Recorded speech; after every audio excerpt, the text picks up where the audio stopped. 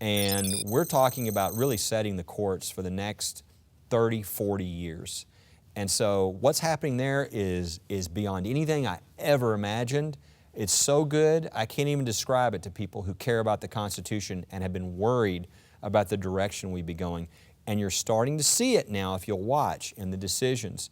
And this Bladensburg Cross, this Maryland Peace Cross case we have, I think will be a great example of that, of the court saying, are we going to continue to have these nonsensical attacks against veterans memorials and religious imagery across the country, or are we going to begin to move back to the country that we were founded as? And I think we're going to start to see that in spades in lots of different ways. That's great. And the problem is most people don't hear the good news. They don't. Where do they go? How do people support First Liberty Institute and the important work you're doing, both in fighting these cases and also advising the administration on what are the right judges to put in place? Where do we go? What do we do? Well, I'd say as an example, how would people get information on which seats are open and which people are up for these seats? Now, I bet nobody has any place they can go, but if they go to firstliberty.org and at the bottom it says judicial nominees, they can look at every seat, every opening, who's being filled. They can get all the data they want. But I would say overall, if they might not want to get that deep into the weeds with all this stuff.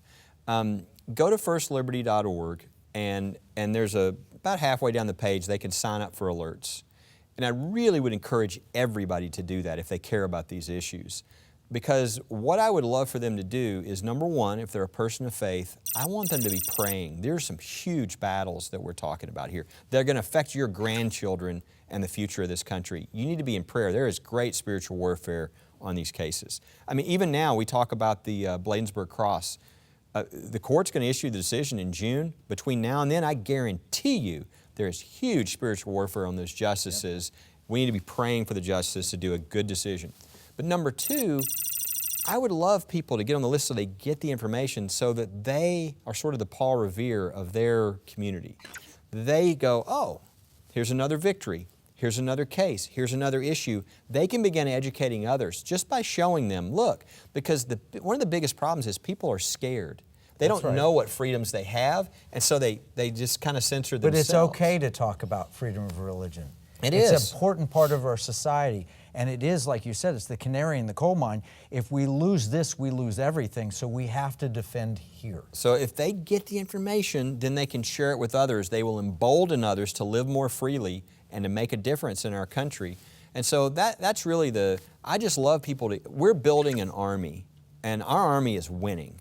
So if you want to join an army that's winning, join our army and start to tell other people, because I think we're not only winning, but we're about to crest the hill, and what we're about to see is going to be really incredible. I mean, something we have not seen. The way I put it in our own, we were just having a meeting with about 800 of our people that are involved with us, supporters around the country. And the way I put it to them, I said, we are not only about to make history, it's already begun. Wow.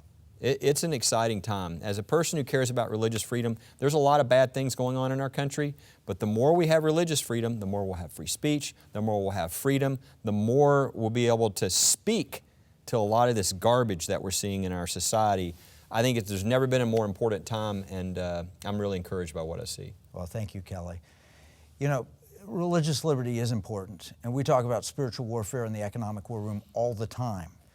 And Kelly Shackelford, First Liberty Institute, are doing the best work to help defend your religious freedom rights.